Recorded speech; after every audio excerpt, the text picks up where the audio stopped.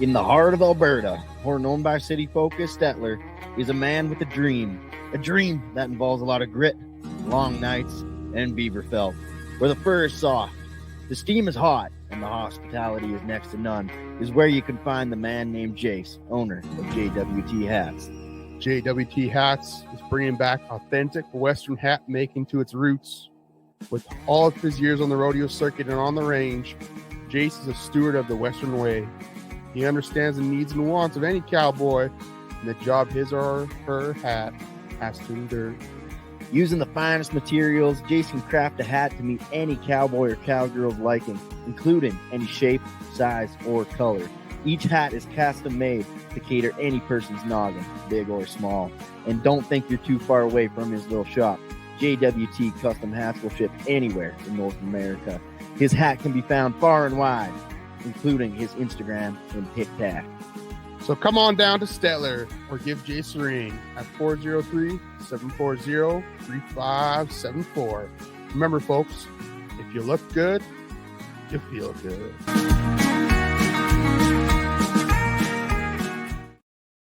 All right, we're going, Mason. Hello, folks. We're rolling. The camera, the new podcast technology says we're rolling. Hell yeah, let's go then. Yeah. All right, hello, folks. Welcome to another rendition of the Hicks from the Sticks podcast. We're here in the bunkhouse in beautiful Olds, Alberta. Well, my lawn is dead as shit. Yeah, we are. If you're out doing your rain dance a little harder. Yeah, we should get up on the roof and do one. And we're out to everyone that's struggling right now, farming and ranching without the rain. Our thoughts and prayers are out to you. It is dry.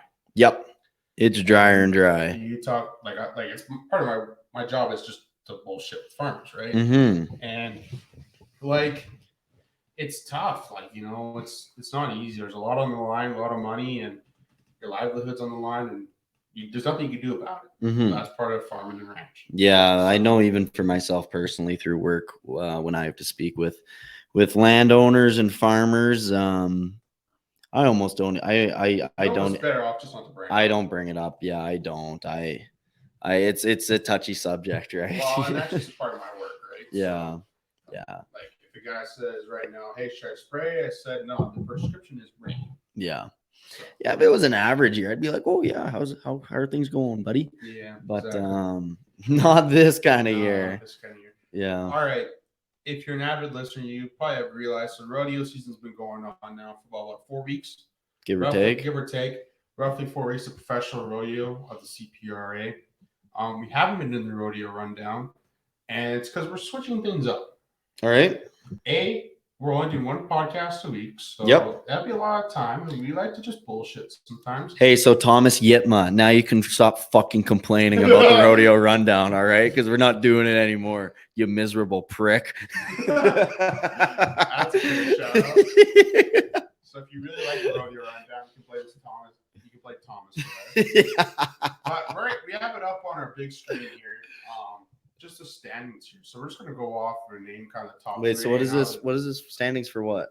Oh, just all the events here. So first off, we got the Saddle Bronc here. Should we just go through and find the coolest names? Well, as we're going through, we'll find the coolest names too. All right. But just like quick shouts, like the top three and how they're doing, you know, of each event. So yeah. We got Ben Anderson from Eckville. This is Saddle Bronc, folks. Saddle Bronc. Yeah. The Saddle Bronc. Then we got Lucas Masca from High River second, and Zeke Thurston. Zeke, that's a name. Oh yeah. You don't see a lot of Zekes actually. Yeah. All right, now it's the bareback. We got Cole Goodwin. He's first from Carbon, Alberta. Ty Tapote from Nanton. He's second, and Cody Lamb. Cody with a K. Oh, jeez, that's cool. That's cool. Holy shit. Cody with a K. I like that. All right. Bull rider, we got Coy Robbins from Camrose is first. Jared Parsons from Maple Creek, Saskatchewan is second. And Jordan Hansen from Amos, Alberta is third with 11 grand in his pocket. Holy. Drinks on him. Yeah, drinks on him. Yeah. All right. Tie down roping, calf roping. Logan Bird is first. Kyle Lucas is second. And Murray Pohl is third. Again, all drinks on them, I guess, at the moment. Yeah, I'd say. Steer wrestling. Tanner Milan, Stephen Collins, then Harley Cole. Fort St. John, BC. Jeez. Damn, that's a hike. Man. I mean, do you know what that is? Are you kidding me? Of course I know where that is. I'm just saying. Jeez. Now you see New Norway. Okay, Ty Livingston is from New Norway, Alberta. Where do you think that's? It's got to be up north. Oh, it's got to be way. I'll Google it right now. I'll Google it. I'll go keep on going through the other events. Because I'm thinking of Valhalla's up north, and I know it probably has nothing to do with each other. Actually, no, wait. We're zooming out here. We're zooming out. We're zooming out. Oh, I'm a freaking dumbass. I've driven through New Norway. It's like southeast of Wetaskiwin. So it's like between the Wetaskiwin and Ponoka, but you head east a bit.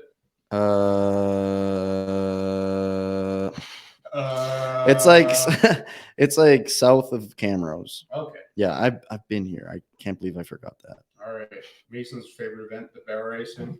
Taylor Manning is first. Lynette Broadway. I'm sorry if I butcher your guys' names here. Is second. The Brady Whiteside is third. All right, continue down. Now we got breakaway roping. Also Mason's favorite event. Jenna Dalen is first from Nanton. Oh, we got double Nanton in first here. Dakota Bird second. And Aubrey Ross from Botha. No, both of these nuts. Oh boy. Hey, you got a couple Americans in the mix for the breakaway. The You got hell? some Montana folk from Bacchus. No, that's Minnesota. Hell are they doing up here? Also Why Texas. Why are you from Minnesota? Yeah. Get out of here, you Yankees. I'm just kidding. We love y'all. Coran, It's also Borman. It's people from Kansas too. Oh, look at that. Notice how they're like not at the top of the list though. Canadians rock. Yeah. All right. Healers, top healers at the moment. Kagan Smith is first. Dylan Graham is second. And Casper Roy is third at the moment. Shout out to y'all. Now, for the top end of the team rope in the headers, we got Tate Smith. Do you think Tate Smith and Kagan Smith are siblings? Where are they from? Barhead. Definitely. Probably, yeah. So we got the brother duo. And they're leading, man. They're racking up all the Trey dough. Gallus is second, and Graham Dawson is third. Now, Cool. Is that all of them? well, let's see. Let's find our buddy Cole here. Cowboy Cole. Do you think he's on the list right now? Might be. Sorry, this is Cole terrible podcast. Robertson. Yeah. All right. Yeah. Sorry, guys. Sorry. Should we do this like once a month where we just shout it out? I don't think this has to be Yeah, a and we got weekly some thing. novice stuff. So just quick shout outs to the top novice people. Case Schellenberg is leading the novice saddle bronc. Chase Siemens is leading the bareback, and Hayden Mulvin is leading the steer riding. Bo Gardner bull riding, and then yeah. Cool. So yeah, once a month we'll kind of just go through, see the top three are doing, and yeah. Well, congrats to anyone that wins on the CPRA. Yeah. Honestly. That's a big deal. Chase that bag. Oh yeah, get that bag, boy. Get that beer bag. money. Yeah, Wow, you that betcha. living, I guess. What? It's more so a living than beer money. Yeah, it's more so to pay off their expenses. Exactly. All right. But yeah. Okay. So this episode today, we're probably going to keep it fairly short and sweet at the start here. We got Morgan coming on right after here. We're doing this banter on actually Monday, the 12th. So I will give y'all a recap of the wedding next week. Yes. And I guess also just thinking ahead here, happy Father's Day Oh yeah. to all the fathers out there, especially the old man, Johan. Yeah. Shout out to Dave. Yeah. Thank you for getting our mothers pregnant and having us. Thanks for fucking. Thanks for being some horny bastards. Or else the Hicks from the Sick podcast with a beer. Yeah, that's right. That's right. So Awesome. All right. Well, should we hop into everyone's favorite segment, the Western Word of the Week? this All right. week's Western Word of the Week is presented by Fernie Brewing Co. Hazy IPA. Hit the deck. It's pretty tasty. Yeah, Frank Brewing Co. Someone from there is listening. We'd love like a little collab, you know? Yeah, Something. Devin can't drink it, but I'll drink the shit out of it. Yeah, or Captain Morgan. I wonder. I don't think they have any like non or gluten-free versions for you, Dev. Probably not. I don't think they have dabbled in the seltzer game at all. Oh. But anyways, Tough game. It's cutthroat, you know. it is cutthroat. Yep. Anyways, Western Word of the Week: Doghouse, Roadhouse. Roadhouse. Doghouse.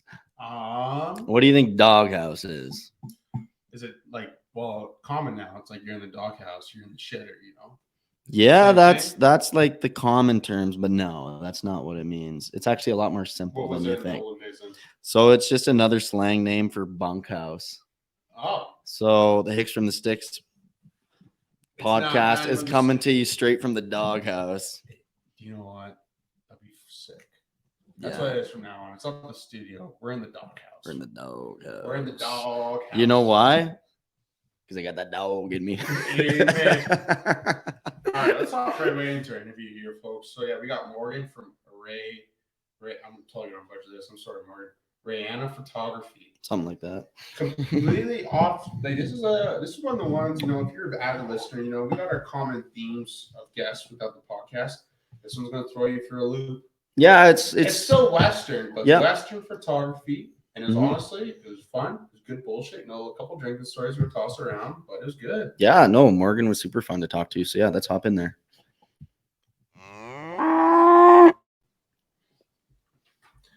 All right, now we're going. All right, All we're right, rolling. Mason, you want to get started? Yeah, hello, folks. Welcome to another interview on the Hicks from the Sticks podcast. Today we have a very special guest. We got someone from the photography world. We got Morgan on here. Morgan, how are you doing today? I'm good. How are you? Oh, can't complain. Pretty good. We didn't get rain Good. last night, but still can't complain. Hey, rain is in the forecast for tomorrow night, 6 o'clock. Okay, Fingers I'll be crossed. waiting. right on. Be waiting outside with a beer. Yeah. So yeah, awesome. All right, Morgan, you want to start off by just introducing yourself, where you're from, and who you are, kind of? Okay, well, I'm Morgan. I currently live just on the outskirts of Calgary. I grew up in Jenner, if you know where that is. It's That not sounds, I think I've no. driven by there. Whereabouts is it? kind of like 45 minutes ish east of Brooks. It's knocking on the door of Saskatchewan. It's butt fuck nowhere. Okay. So is that before or after Medicine Hat? So it's actually north of Medicine Hat. So you'd have to take like the highway to Suffield Mm-hmm. if you're heading to Medicine Hat. Yeah. That's pretty barren country out Yeah, there. Oh, yeah. Yeah. There's nothing super exciting out there, but except if you ranch, then yeah, that's kind of what I grew up doing. So Where yeah, did you go to school then? Yeah, where would you even go to school? Like, as close as big town as Brooks, Or were you homeschooled? I'm weird enough to be homeschooled, but no, Jenner, believe it or not, has its own school, and I think every grade has like 1 or 2 kids in it, like 5 if you're lucky. Yeah. So how many people Yeah. did you graduate with? It's only like K to 9, and I think I was actually the only person in my class, and we would like video chat like other schools like Schuler and stuff, because like we didn't have the numbers, but we were too far out from anywhere else to not have a school. So I hope you got valedictorian then. right, I know it'd be a little embarrassing if I didn't, but Did you have to give a we won't tell speech? anyone. No. Do you even have I like, didn't. like you said this was K to 9, correct? Yeah. So I've where- actually like moved all over Alberta. I think I've been to probably 5 or 6 different schools. Like I'd spend a few years in each school because we'd like move around and stuff. So yeah, I think I spent 3 or 4 years in Jenner. So Okay. yeah, super Where'd you go to exciting. Where'd you go to high school then? So I did a couple years at Cochrane High, and then I graduated in Cremona. Oh, Cremona. Yeah. Oh, boy. Nice. It's So you said you're also in the not that great. No. Yeah, we haven't really spent much time in Cremona. Every time we drive through, I kind of get those vibes that it might not be the most glamorous place out Prestigious there. place. Yeah, Yeah. but it doesn't look bad. No, it's not bad, but there's not much there. Yeah, fair enough. Yeah. The bar definitely has its fair share of weirdos, so, and that's like the only bumping place in town. Well, you could probably just rip out to Water Valley Saloon if you want to get a little crazy. Olds Oh, yeah. Yeah, we're olds. Yep. Bulldogs is also where it's at. Yeah. Wow. Yeah. There's usually a small crowd of kids from Cremona that come to Bulldogs every Yes, Saturday or true. something like that. I know, There especially is. last summer. Yeah, there is. Yeah. That is true. Yeah. What was your favorite? So you said you moved around a bit. What was your Yeah. favorite town that you lived in? Believe it or not, Jenner, it's middle of nowhere, and I'm not the most people-y gal. But yeah, it's so And now nice you have and to deal with peaceful. people all the time. Honestly, yeah, I'm in the wrong business. I own two All the tables businesses, have and I turned. gotta be people-y all the time. All the time. So, what's a fun fact about Jenner that maybe not everyone knows about? Well, obviously, not very many people even know about the town to begin with. But what's a fun fact about Jenner? Oh God, I Do don't they even know make if gin and Jenner? What? Unfortunately, not. It'd be a whole lot cooler if they did. Probably moonshine out in that neck of the Moonshine. woods, all just a bunch of Nah. hillbillies. No, probably out there. It's probably just a bunch of Hutterite one, Hoot one, Hutterite hooch. Hutterite Hooch. Yeah. Could be. Actually, know. anything that typically comes out of the colonies is banging. It's pretty Oh, good. Yeah. Have you ever? I don't know if there is like a fun fact. It's probably the most boring place I've ever been. I'm gonna Google it right now. Fun Okay. facts about Jenner, Alberta. Wait, so you said you're around Calgary now? There's a lot of Yeah, that's a lot. that's quite a big area. So Yeah. whereabouts are you at now then? I'm in like the far northwest, so like Bearspaw area. Okay, gotcha. Yeah. Now, I actually got a random question. Back to the Hutterites. Have you ever had Hutterite Hooch? Yeah, Of course she I has. have. Do you want to describe to the non-Albertans or Canadians what Hutterite Hooch is? I don't even know how to explain it. I think the first time I had it, I was like 9, and it's like the stuff I had was in a Malibu bottle, and it was probably like the sweetest liquor I've ever had, and it's pretty great. Like nothing matches it. That is true. That is true. Did you find a fun fact about Jenner? I'm still looking. Are you still looking? Yeah. Yikes. Yeah, we're gonna have to really go down the rabbit we'll move on to hole. the next question while you're doing that. Okay, so me and Mason, we were bullshitting on the couch the other day, and this question came up. This is random shit that we talk about like off podcasts, and we had this argument. When you dip your fries in ice cream, right? Especially at Wendy's, right? You get Frosty, you gotta have fries, dip them in. Do you dip it in chocolate or vanilla ice cream? Honestly, I think it depends on the mood I'm in. But typically I get chocolate, so I think chocolate's just kind of like the way to go. I got to be in the right mood for vanilla. Do you want to explain the mood thing? Like, what type? Are you talking like sad mood, like you just got broke up with, and you're going with vanilla and you're celebrating chocolate? Like, what's the way to go with that? Well, I guess it's not even typically. I get a lot of anxiety ordering stuff at like food windows for no good reason. And so chocolate's just like my safe. That's the safe choice. But if I'm feeling something sweeter, I'll go with vanilla. If I want to shake it up a little. Okay, we got. It's not really a fun fact, but Jenner dissolved from village status on June 25th, 1943. So you guys actually used to be a village at one point. Oh. Yeah, I actually think it's considered a hamlet, if I'm not mistaken. It is, yeah. You guys got hamlet status now. Oh, yeah. What's the population? I don't know. It didn't say that on the kitty encyclopedia. Jenner population. I want to say it's less than 100, I think. Well, what's hamlet stat? What's village status? Over 100? Oh, you found it? It doesn't even say. So I don't know. Who knows? Less than 100 people. Probably less than 100. Yeah, I think like one of the teachers is like a bus driver who's also like the skating coach, and the gal that used to babysit me is also the sheriff. Also owns the gas station. Like it's a whole thing. So, and most of the kids are related because they're all cousins. At like one way or The dating scene's got to be tough out there, eh? Oh God. That's why everyone, once you're like old enough to date, you like go to Oyen or Brooks or Medicine Hat, like Yeah, even that Owen pool is probably shallow. Like it's a shallow pool. Did you ever have to cross the border to find a boyfriend and like go across to Saskatchewan? She's probably not that far from Saskatchewan. Believe it or not, until last year, I had never been to Saskatchewan. Yeah. I mean, like, it's pretty good. Like, I mean, That's fair. I mean, that's fair. yeah, it's not like Yeah. you probably ever had a good reason to go, so I don't really blame you for No. not going. It's the same as Jenner, just the roads are shittier. It's really not Yeah. that great. Yeah, so you're saying in Jenner, if we went there and we like pulled up the old Tinder and put it to the max range, could maybe swipe on like 3 people in like 150-kilometer like radius. Probably, yeah. You'd Yeah. have to have like a really large like age range too to just really maximize your chances. Like You'd be hitting up Grandma Betty and be like, "You up?" Yeah, Yeah. Bobby Joe. she probably is up. There isn't much going on out there. Yeah, old Gertrude down the road. Oh, stay.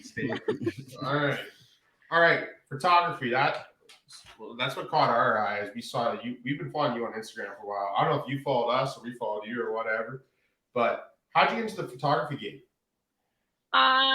This is gonna sound so fucking cliche, but I had a camera bought for me. I think I was like 15, and it was a starter camera, and I just kind of packed it everywhere I went, and I was that annoying kid that was like, "Can I take pictures?" And people were like, "Yeah, I guess." I was like this weird little blonde thing with a camera, and yeah, like I've just kind of kept upgrading gear. Mm-hmm. And yeah, I take all the chances I can to like pack my camera places or like second shoot for people and that kind of stuff. And now we're here, and I'm still like a weird blonde chick with a camera. So Was your first one like a digital one, or was it one that you had to like wind it up to a certain amount until it was ready, and then you get like one click and you get a nice little click sound? You know what I'm talking about? Like the old. So I think they used tape, didn't they? Well, like the film ones. Yeah, film. Yeah, were those? Was that like the first one you're talking about? So growing up, my mom had like digital cameras, and I just kind of piss around with them. I actually just got my first film camera, and it's a lot more intimidating than I had anticipated. Oh, she's I'll deal with it. You have to pause 1 second. Our cat Milo, we have a secret door here that he has not figured out how to open. So is he going to be part of the podcast today? Well, he usually is. Like the thing about Milo is We gotta get a seat. yeah, you just come sit. Like usually, because before we were downstairs on the couch, and so you come just sit in between us. Yeah. But then we moved up to the actual studio, which actually get a sign for it and all, and now there's no seat for him. So I think we need to make like a stool. Yeah, he needs a perch. Yeah, something, right? He also, I think he needs like a Hicks from the Sticks, like little cape. He needs to really just rep it. Yeah, we have a wild rag for him. Oh yeah, throw that on him. Yeah. So he wears that every once in a while. Yeah. He'll wear it pretty good for a couple of days, and then we realize he's starting to tear it up a bit, then take it off. So yeah. But I was thinking, was your true inspiration for photography from? Do you know as a kid you had that camera, then you put the little wheel disc in the middle, and it had the different photos, and you pretend you're taking photos. And yeah. Yeah, one of them was like a barn, the other one was like under the ocean. yeah, exactly. Was that actually the true inspiration? I did have one of those, and I thought it was pretty neat. I'm not gonna lie to you, but yeah, no, I just like taking pictures of shit when I was young, and then I feel like everyone has that one weird person in their family. If you mention you like something in passing, they assume that that's your whole personality. Yeah. And that's all they talk about, or like if they get you something for Christmas, that's all they want to get you. It's like when you go to your grandma's and you say you like orange juice, and then the next time you show up, there's 12 bottles of orange juice in the fridge. Oh yeah. Yeah. And that's kind of, I think, how this came to be. I really liked it, and now we're here. I just kind of got gifted a camera, and then so it started. Fair enough. So something super exciting. Yeah. It's a story. So Snapchat was really big for you then, eh? 'Cause then you could take more were you a pictures, eh? Snapchat filter person? All right, top 3 Snapchat filters right now. None of them. I was thinking dog one, you know? That's a serious question. Like, top Snapchat. my top 3 like right now. Yeah, sure, why not? Okay, so there's one like the one with the big mouth and like the big eyes. Oh yeah. Yeah. That one's one of my favorites. Also, the Sid the Sloth one. I fuck with that one pretty hard. Yeah. Or the one when you're on FaceTime with Kanye. That one's pretty good. And then I think one of my other ones is like a typical white girl filter that make my teeth look really white and my hair look all cute.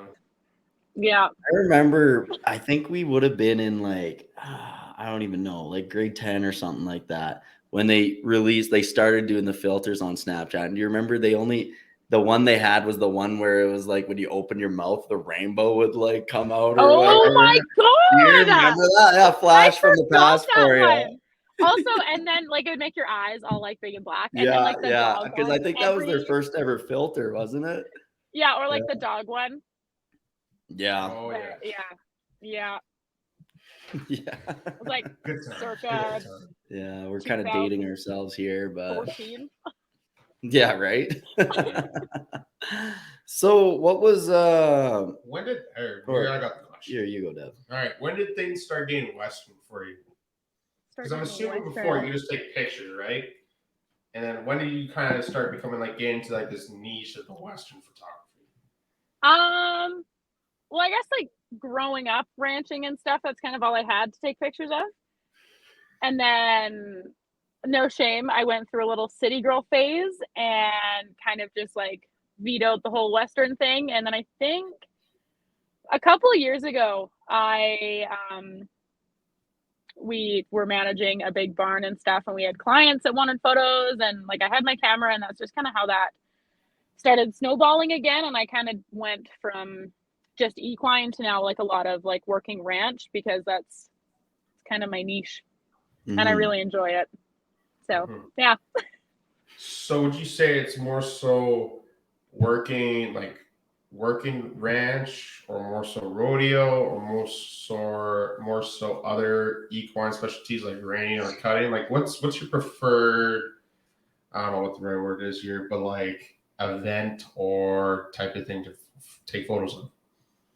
Brandings are like what make my heart sing. I have kind of gotten it down where like I take a few pictures, get on a few calves, throw my camera away, and then or I'll hand my camera to someone else, and they usually just play with my camera and run around the branding pen while I'm on calves. And then yeah, we just I flop back and forth, or if they need me to vaccinate or whatever, but I prefer being ground crew. Yeah. Yeah. But yeah, and I've gotten into like a lot of like portraits and like family stuff. I do a lot of that, and like Western fashion right now is really big. So I work with a lot of boutiques and stuff, which is super duper cool. But yeah, kind of like the branding pen and working ranch and stuff is really just like what turns my crank. Yeah. All right, I'm full of side questions today. Biggest Western fashion ick right now? Oh, like clothing wise or like trend wise? Oh. So the one that I know a lot of girls are kind of say are a big no-no are those striped pants. Yeah. What do you think about What's your those? opinion on striped pants? Okay.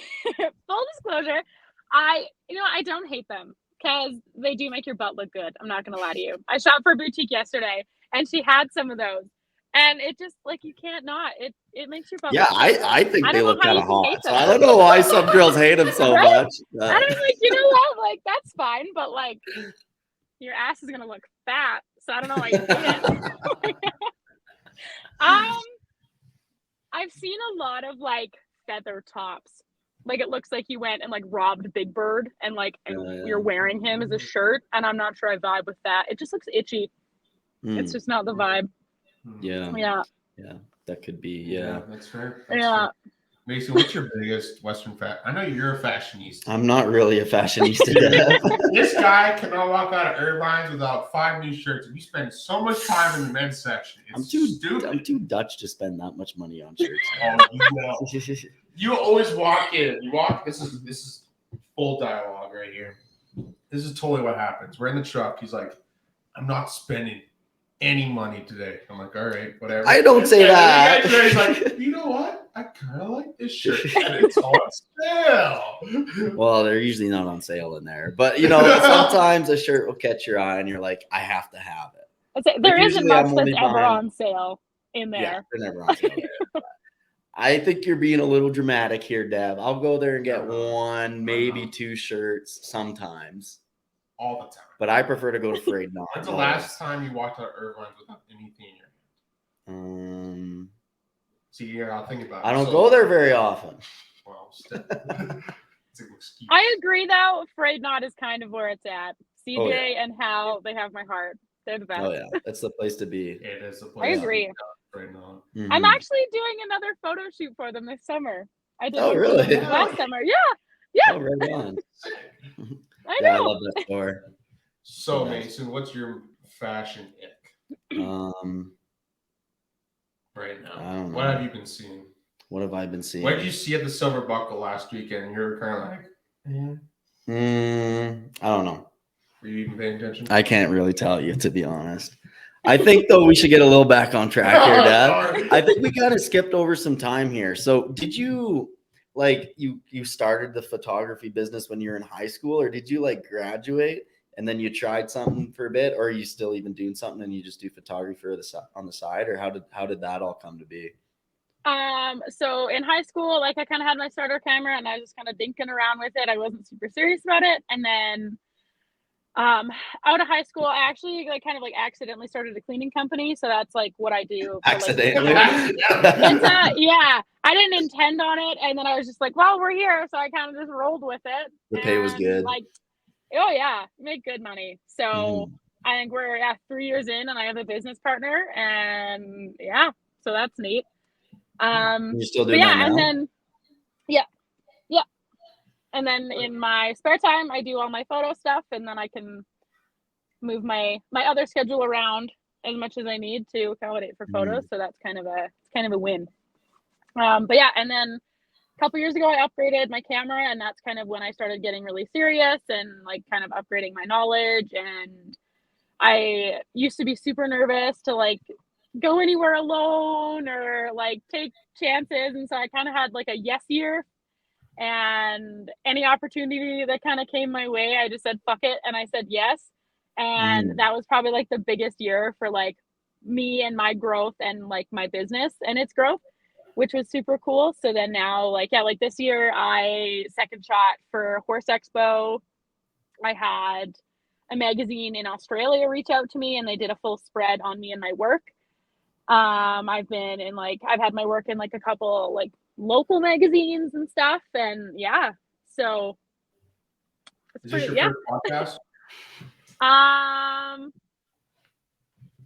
For like my photography business, yeah, it is. Yeah. No, yeah. Hell yeah. Yeah. Hell yeah. Hell yeah, brother. With photography though, there's a couple different ways you can go about it, right? Because I would imagine you probably get invited to some events. Is it more so people are buying your pictures from you, like you have a catalog and people go there and find it? Or are you getting like where do you get these catalogs from? I don't know. I don't really know how photography works. I remember my one boss, he was telling me how he used to have a photography business, but it was more on the oil and gas side of things. So he would go out and he would take all these pictures of stuff, and then like people would buy his pictures if he didn't get contracted to do the work. So like, is that the kind of the same for you, or how does that all work? For events and stuff, typically that's how it works, because unfortunately everyone wants photos and everyone wants photographers, but we're in the kind of market where people don't want to pay for them, which is like, it's definitely like the tougher side of being a photographer. Like if you do the whole breakdown of like the cost of everything that's in my bag, all the programs I run, all the time I spend editing, like if I were to really break it down, even if I charge like the max of what I charge right now, I'm still paying myself like $15 an hour after like a full session is done or like an event is done. So typically if someone asks me to come to an event, Like I shot a raining show on Saturday, so I essentially donate my time and then they purchase the photos after. Yeah. And that's kind of then like, that's the only kind of give and take, because like not every place has like the funds to do that. And a lot of like these raining shows that I do, I just started doing them.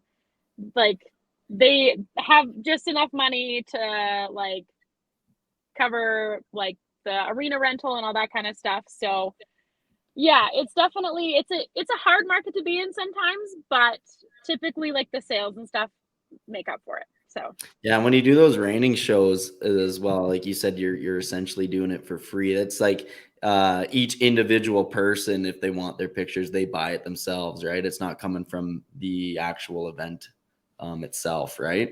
yeah.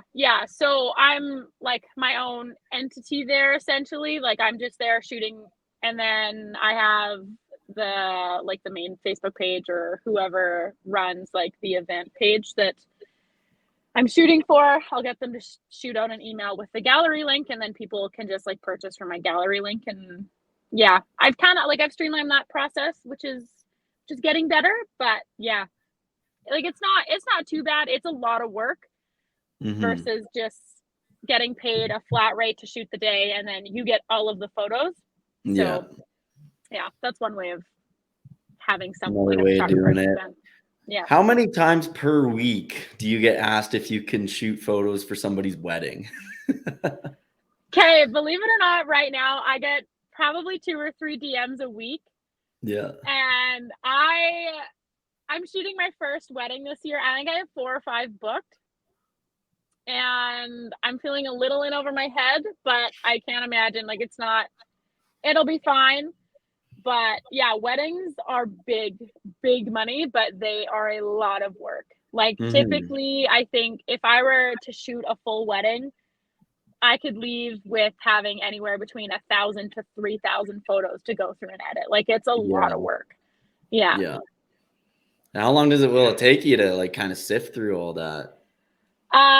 Typically, so like my regular turnaround time right now is a lot longer than normal, but I like to get my photos out as fast as I can, because when I get photo shoots done, I am the most impatient person ever, and I just want them like right here, right now. So I want to kind of I don't want my clients to wait, but most of my other like photographer friends, their wedding galleries can take up to like 2 months, like I think it's like 2 to 5 months or something, because like it's a lot of work. And on top of like, you're not just the only wedding I'm shooting. Like I'll shoot a wedding and then I'll come home and then I'll like edit some sneak peeks or something. But then like the couple weeks to follow, like I'm doing shoots, and I'm like, I have my regular job. Like I run a whole nother business on top of this. So it's like, I definitely have to like delegate some things and like really schedule in my time. And especially right now, like I feel like I'm either at a branding, or like I'm out visiting like my boyfriend, he's out of town, or like I'm shooting Pincher Creek Rodeo. Oh, nice. This coming weekend. I think it's this coming weekend. And so yeah, it's stuff like that where it's just like one thing after another, and it kind of piles up. So you definitely have to be careful of like where you spend your time, or it adds up pretty quick. Gotcha. Yeah, I can only imagine. If only there's more hours in the day, right? I know. Well, to keep this rolling, because we were talking here about editing for a second, and maybe we're jumping the gun here by asking this question, but what all goes into editing? Because you said it takes 2 to 5 months to go through whatever 1,000 photos, right?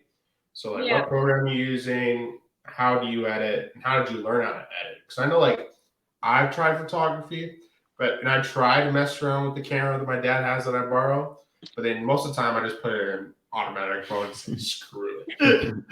So I edit with Lightroom, which is like the typical, like if you're a photographer, that's probably typically where you're going to edit with. And I don't even like, all of my editing has been a lot of trial and error and like learning what I like. And I would follow photographers of like styles that I like. Hold on, there's like light and it's hitting my face all funky. I can see it. No, it's back. It's golden hour. I know. It's not even my good angle. Um, but I'd follow photographers of like styles that I really liked. Either they're really warm or so like lots of like oranges and like kind of greens, or find photographers that edit like blue and super light and airy. And a lot of photographers will typically like sell their presets, which is like a base edit to like keep consistency in your images. So and learning like a lot of color grading and all that kind of stuff has been definitely like a learning curve, but it makes a huge difference. And I've even noticed a difference in like the last few months in my own photos, kind of teaching myself more things. But yeah, the majority of like all my photo knowledge I've kind of just taught myself and done a lot of trial and error. So yeah. Yeah. YouTube? Yeah, actually. Yeah. Even now, like I'm not super like I'll use Photoshop every once in a while if I have to do like a ear replacement or ear swap like on a horse or something. If I like the rest of the photo or about like one ear is back, I'll just like copy and paste the other ear and flip it. But like Photoshop and stuff now, like I'll look up a lot of tutorials, but typically, yeah, like it's a lot of just like sit down and figure it out till I'm frustrated, and then at some point it'll fix itself and it'll work and it'll be great. Yeah. I think my only experience with editing photos is when I was in like grade 7, and I would just scroll through the filters on Instagram when I was posting a picture. See what made me, look the cutest or whatever. And you thought you were like, I am a damn good photographer. Yeah, I'd be like, shit, Not yeah, damn. I know what I'm doing. Yeah. Not gonna lie, I did the same thing, but I was one up better than you. I used VSCO filters, so. I still use VSCO. VSCO's awesome. No shame. I have no shame. I feel like only chicks use VSCO, Dev. Dude, VSCO is awesome. It's great presets. But hey, if you're a single guy, you need to like corner your market. If you're just like, oh, only girls use VSCO, that's your market, man. Like, get on it. I don't know. I'm stuck in my ways. Mason needs a VSCO account. You give me all of the like old crusty farmer vibes. You're like, nope, I refuse. Oh yeah, I refuse to get Be Real. I think it's the stupidest app ever. I kind of agree. Yeah. It's just giving you another reason to be on your phone. Yeah, I agree. Dude, you'll sit on the toilet for 30 minutes. What the fuck do you mean you spend too much time on your phone? That's different. You just got thrown under the bus. Oh, this guy's throwing me under the bus. Holy shit. Anyways. So I know we talked about the editing, which is like the back end, but we haven't actually talked about the front end, the actual taking of the photo. Mm-hmm. So what all goes into taking a sick pic for someone? Don't you just click a button? Me, listen, those are fighting words. So you really have to like learn your manual settings. Bottom line, that's just you can't get away with taking like good photos without learning your manual settings. But for me, typically, I feel like my photos are very much like I try to be as in the action as I can. So, or like I get really low to the ground because anyone can just like stand up and take a picture, which is like super great, but you don't get like the same feeling from those photos as if I was like laying on my belly in the dirt shooting like up into like the branding pen or something. So, or like I shoot along the fences and I'll shoot through the panels or stuff like that. Like I kind of, while I'm shooting, I'm thinking like because like brandings and stuff to us are fun and it's like a reason to go get shittered and like have fun and see your buddies, right? And you like old Gladys is in the kitchen and you have like the best meal of your life after that branding and you're like 8 ranch waters deep and life is great and you are sunburnt and it's awesome. But to like people that didn't grow up in this lifestyle, they're like, you what? Like you eat, like you cut them out of the calf and you eat them? Like you do what? And it's just, I tried to keep in mind of like, if I didn't grow up this way and I thought this was like the most whack shit I've ever seen, how would like someone scrolling through Instagram want to see that? Like, how close can I get?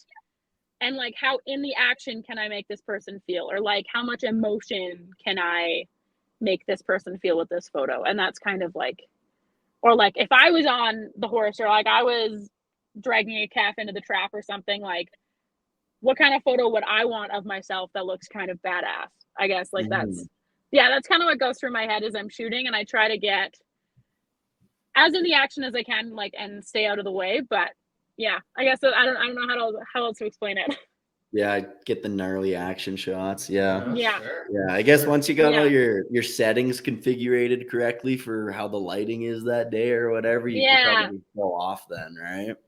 Yeah, and I think the more you trial and error you have, the better. And you like, I'm to the point now where like the lighting can switch, and I typically don't even have to look at what my photo is going to look like. I can switch my settings and kind of know what my camera is going to do and go from there. But yeah, but I'm definitely like a learn to do by doing it kind of person. I have to be very hands-on, and like I have to do it a few times to really kind of get the hang of it. So, and then like everyone learns differently, and some people can just watch a YouTube video and have the hang of it, but I'm definitely not that way. But yeah, a lot of trial and error. Yeah. Oh, I believe it. Yeah. Yeah, just like anything else. Yeah. I'm full of these side tangent questions today. All right. Best way that someone has ever prepared a prairie oyster. Okay. I feel like simple is better. They got to be smothered in like butter and like garlic powder and breadcrumbs and pepper, and you just got to leave it at that. That's it. No more, no less. So at the main branding that we go to every year, well, I guess there's a second year now, so not every year, but second year, that's what they did this year. Well, I couldn't have any because it's smothered breadcrumbs. But what was your review out of 10 on the prairie oyster? Oh, they're super good. They tasted just like croquettes, you know, the Dutch dish. No, I don't. Oh, that's good. Yeah, it was really tasty. Yeah. I love them, and like my favorite summer activity is bringing like city friends or people that have never been to a branding, and I'm like, oh yeah, try these, and they eat them, and they're like, man, like these are good. I'm like, yeah, like those are calf nuts, and like watching their reaction is probably the best thing. Yeah, it's probably priceless, eh? Amen. Yeah, they're like, there's no way, and I'm like, you fucking bet. Yep. Yeah. You just ate a nut, like, boy. buddy just got those out of that calf, and those kids cleaned them, and now they're here. Like that's.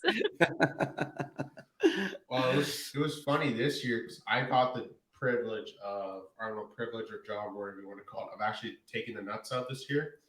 And my family's from the city, and I had to explain to them how you do it, and you could just see my little sister's face was just like, if you could, like, it's hard to show, like, because it's through podcast, her like face just dropped, like, you have to do what? And you were covering what? And I was like, yeah, it's just how it gets done. Yeah, you're like, you've got like blood dripping down your arm, and you're like, fuck yeah, this is the best thing ever. Look at all this nut juice on my arm. It's all over my knife. I put the knife in my mouth. Yeah.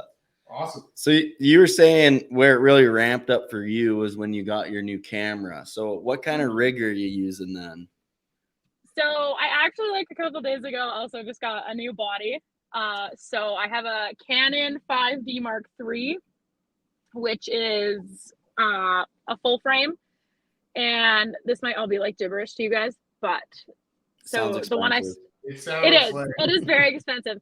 Yeah, I cried a little when I bought it. I'm not gonna lie to you. And I think kind of like sitting in my camera bag right now, if I were to go rebuy everything brand new, I want to say I'm knocking on the door of probably 15 to 20 grand worth of gear. It's expensive. I know. But yeah, it's worth it. And I think that like if you're passionate about it, do it. Like, we live on a floating rock. There's no rule book. If you want to do it, do it. Yeah. You can always make more money. Like, well, and I feel like with cameras, it's probably one of those things where you get what you pay for. So if you spend a couple extra bucks, you're getting a way better product, right? Yeah. And the one I just got is kind of like the next level up to the original, like my first like full frame one, and it does 4K video. So, which is kind of like a main reason that I bought it, because I do want to kind of start dabbling in video. So yeah, which was You that better was get a drone, man. $1,800.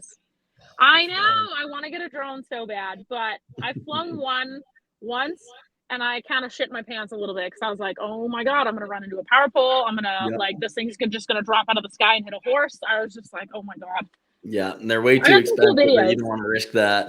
Right? I'm like, what would I do if it just quit? And that's like $2,000 Yeah. out the window because it just like failed, you know? Devin has a drone. It's probably his favorite toy. Oh, it's awesome. And like you're talking about that, like the one day I was we were planting at the place that we help out at, and like I drove like he told me like he saw it from the tractor as he was planting. I just like drove like right by his fender. Like I was like far away from his fender. Just went wow. It was like the sickest shot ever. You gotta take risks with the drone to get the right shot. Yeah, you know what? Okay, and I can agree with that. I put my camera in some pretty sketchy places, but the shots are so worth it. I think like every time I shoot in an arena or a branding pen, I have to do a full clean of my gear because it's just like caked in dirt and shit. Because it's just like if it gets crushed, it gets crushed. You'll do anything for the shot. So you know what? I agree. Like my ultimate shot, and I want to try this fall when I go help my uncle chop corn, is I want to somehow squeeze it in between the chopper, blowing the corn over, Yeah. and I want to get underneath a little bit of like whatever you want to call it, the rainbow of corn going into the trailer at high speed. I think that's gonna be the sickest shot ever. But you're gonna wreck your drone. I'm definitely gonna wreck my drone. So I'm gonna have to do it at the end of the week. Yeah. When we're all done chopping for the week. And I'll do it at the end right before I leave, come back to Alberta. But I think it's a sick shot ever. I think it would be worth it. I think like if you stood in between the chopper and the truck and let them drive around you and just kind of had your drone floating there. No, that's just and then you can just like operate it from the ground just as they go by you, so you're not like you'd be fine. I think it'd be okay. My life was I have faith. $100, but like I have faith in you. There's a lot of like moving parts there, so that's why you just want to stick it. Yeah, but I mean, it's for the shot. Yes. Yeah, it's for the shot. You have for the shot. Yeah, I'm looking forward to seeing this now. So, all right, stay tuned, folks. Middle of October or whenever chopping is done, stay tuned. What lenses do you carry as well? Because you got the body of the camera, right, and then you got the lens. Do you have one of the bazooka ones? Oh yeah, like the big, like the yeah. So I have a 70 to 200, which is like the typical like rodeo Western action lens. That's like a typical zoom lens. So yeah, I have that one, and then I have a 85 millimeter, like 1.4. If you know any photo thing, like that's like I cannot escape this light today. That's like the Mac Daddy of like portrait lenses. And then I just got a new 35, which is also like a pretty nice portrait lens. And then I have 24 to 70, and I think that's all the ones I have. I'm pretty sure. So like ballpark in lenses, probably 15, 17 grand? Probably. Yeah. The lenses, like the glass is the most expensive part of this whole deal. Getting that good concave lens on there. Oh, I also have a fisheye lens, which is pretty cool. I played around with that one, and I've gotten some cool shots of like a girl playing guitar in like an old like grain shed. It's pretty cool. Yeah. Awesome.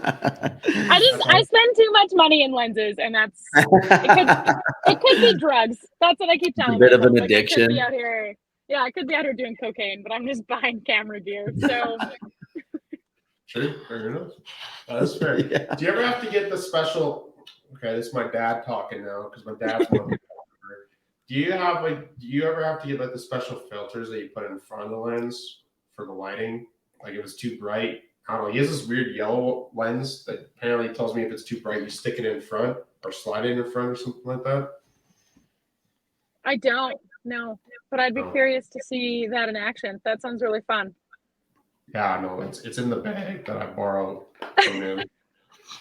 Whenever I just shoot it automatic, I'm just color. Is it a yellow lens? It's a yellow lens. So supposed to help it's out probably with supposed to make it seem like you're in like a movie when they go down to Mexico and there's just like that yellow tinge. So is it like a standalone light, or is it like a? No, it's like something you like clip onto the front of the lens or something.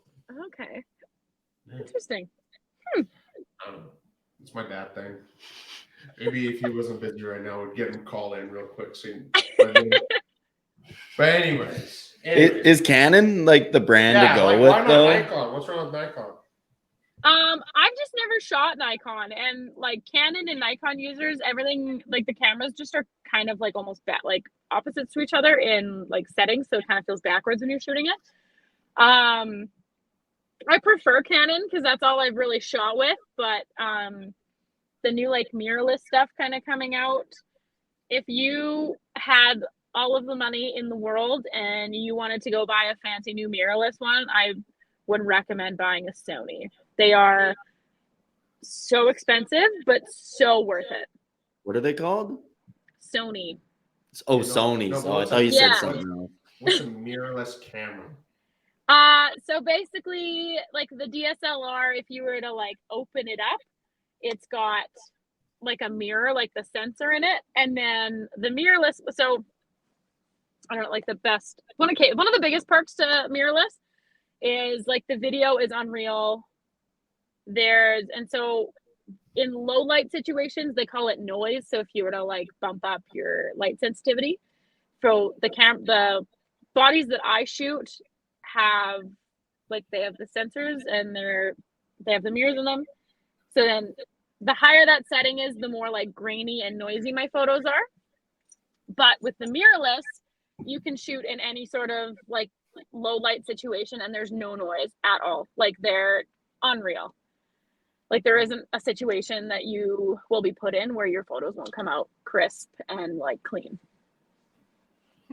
Okay. Yeah. Yeah, Learn. sounds pretty fancy. So It is, and they're Is that the expensive. same technology? Is that the same technology that's used on like the Hubble Space Telescope? Yeah, I'm gonna assume so. Yeah. Yeah. Same shit. Yeah. Yeah. I would assume so as well. So you're saying Yeah. that the Hubble telescope is just a big old Sony camera? Yeah. Yeah. It's a That conspiracy. checks out. Yeah. Spend all this money just to stick Sony camera in there. All right. If someone came up to you today and said, "Hey," like without making them buy like a $20,000 camera, what would be your number one recommendation for equipment for a camera, like a body and a lens? Honestly, like the 5D series in the Canons is like pretty top tier. I think it would kind of depend on what you want to shoot with, or like I guess what you want to be shooting. But yeah, I'm kind of biased because I have 5D Mark III and Mark IV, and I think they are probably some of the most user-friendly full frame cameras out there. And yeah, I think if you were shooting like any action or rodeo or like anything that really isn't like portraits of things you can get really like up close and intimate with, I would 100% recommend like a zoom lens. So like the 70 to 200. So they're dummy proof, eh? And all of them, they do have the auto setting, so you would be safe if you got one. But like, I mean, you should learn your manual settings. Sweet, awesome. All right, so you said branding pen is your. We're gonna go off on another tangent. Your branding pen, you said, is your favorite thing to shoot. Yeah. We're just gonna assume that you love shooting everything, but what's maybe something that you just don't like to shoot the most? Things, it's okay. It's not that I don't love shooting it. It's just it's really not super in my wheelhouse. Is just like typical like. It's kind of, I guess, the idea of what people want, not the thing that I hate shooting. I love like families and stuff. I love it. But if the families or like even couples aren't very, like they're very stoic and they're very like, yeah, no, just say cheese and get the photo done. Like those aren't my kind of people. I'm a very like chatty, loud, vulgar kind of like feral photographer. I'm just very all over Feral. the place. Yeah. That's in my Instagram bio for the feral, because I'm like, yeah, I'm very all over the place. But yeah, and I think probably one of my least favorite things is when like the husbands are like, my wife made me do this, and I'm like, can you just like do some shots or like have a couple beer before our shoot and like loosen up a little, because like Well, these suck. do you include beer in the shoot usually? Like, do you usually bring beer? Is that a part of the one of the Yeah. packages? Is Is that a beer part of the package supplied? deal? Yeah. Well, like if I read the people right, yes. Or if I'm like, yeah, hey, if you want to bring beer, like whatever you want to bring to the shoot, bring it. I don't care. Mm. We'll shoot it. And I do a lot of shoots like with couples and stuff. I did one of a gal and her boyfriend. They lived in Olds. They went to school in Olds actually. And I had her sit on his shoulders and like pour a beer into his mouth. And Yeah.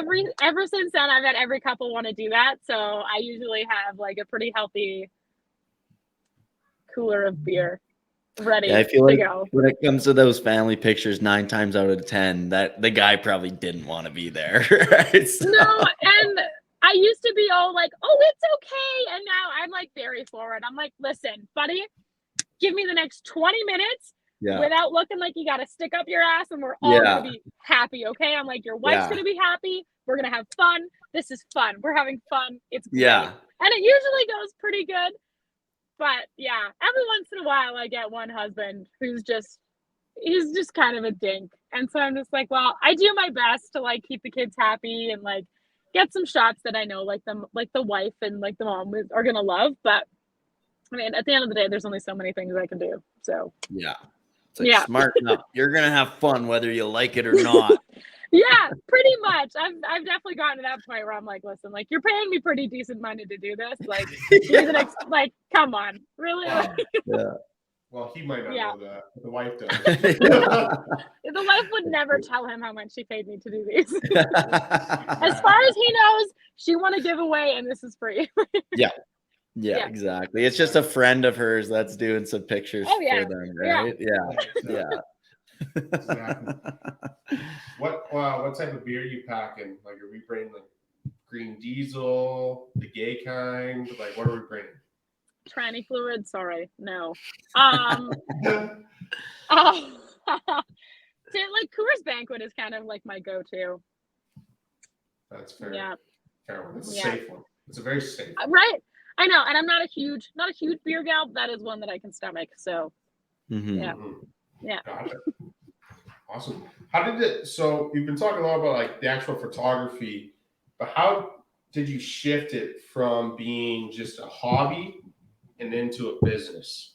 Because I'm assuming there was a bit of a learning curve there, or like how did that happen? Yeah, it was a massive learning curve. I definitely made some oopsies in the start, and a lot of it is learning how to like deal with clients and really like shift your focus into it's no longer about what I want or how I think these photos should look. It's definitely what they want. And like I even had one time I did a full family shoot, and I don't know how I lost my SD card because I don't remember taking it out of my camera, but I completely lost it. And that was like an hour-long shoot out the window. And so then I had to like approach her with my tail between my legs and be like, hey, so can we redo your family photos because I fucked up? Yeah. But yeah, definitely kind of get to the point where like I got my new body and like the quality of my photos definitely went up, and I started really loving my work more. And when you love your work, it shows. And like more people were just like, hey, you do photos, do you want to like come do these photos? And I was like, yeah, like fuck, sure, I guess, like I haven't done this before, so I'll give you a discount on it or whatever.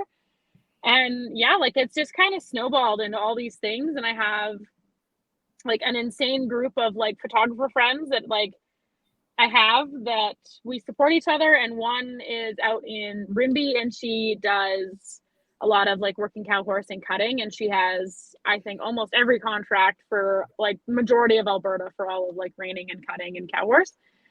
And so I've second shot under her a few times and really just kind of like broadened my horizons that way. Yeah. And yeah, boutiques want to shoot with me. I say yes. And then they have a good experience with me and kind of like spread the word. And yeah, like it's just kind of snowballed. The more I say yes, the more business comes in and the more I learn. And that's just kind of that cycle, I guess, with anything. Mm-hmm. What aspect of the photography business is the most challenging?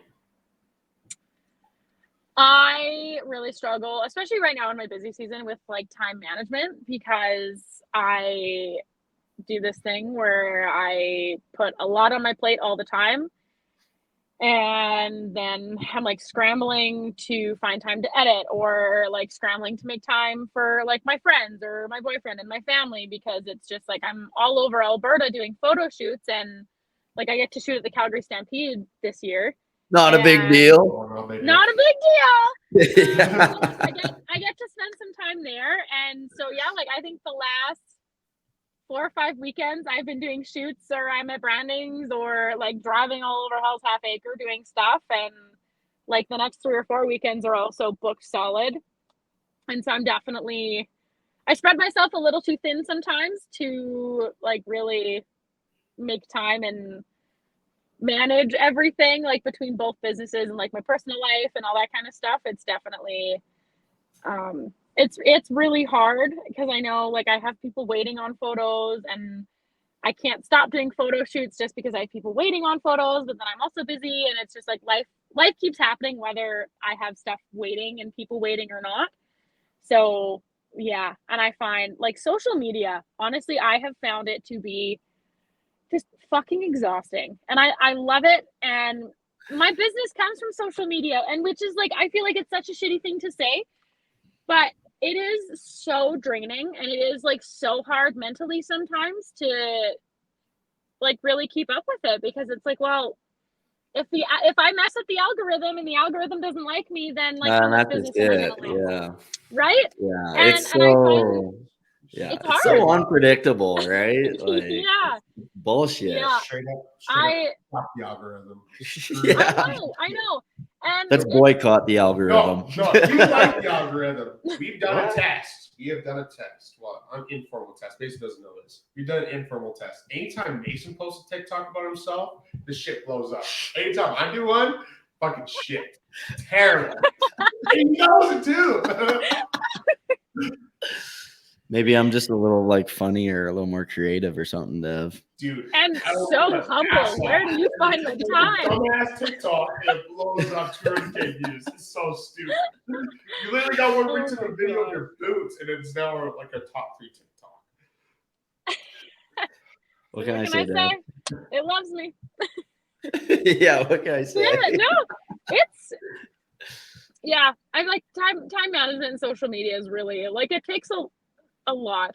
And I find like I spend a lot of time on my phone, which like it mentally kind of it gets at you. But yeah, I feel like those are probably the hardest. The easy part is going to the shoot and doing that and doing all that kind of stuff. Like that's the easy part, and that's the fun part of it, to be honest with you. Yeah, I feel like social media is the one thing where it's the most beneficial, but it's the most kind of tedious, right? Yeah. So it is. What's your one tip for photographers being on social media? What's your one tip for them to develop their social media pages or anything like that?